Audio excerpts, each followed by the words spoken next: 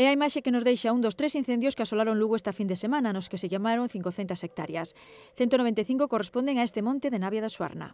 O fuego empezou aí nesa parte da aló, no territorio de Asturias, e veuse por arriba e había un cortafuegos aí nesa montaña de atrás, e aí é onde esperábamos que se cortara, que non se pudo cortar. Nun terreo tan pendiente é fundamental a actuación dos medios aéreos, xa que cos terrestres é moi difícil controlar o lume. Fallou, pois, ao meu entender, helicópteros da parte de Galicia, como estuveron os de Asturias, pois sería máis fácil e non estaríamos falando dun incendio tan grande.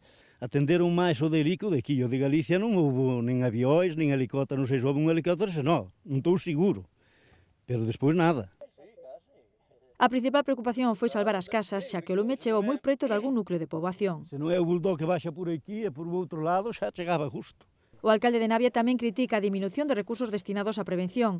O ano pasado a Xunta recortou en máis de 22 millóns de euros a partida destinada a este fin.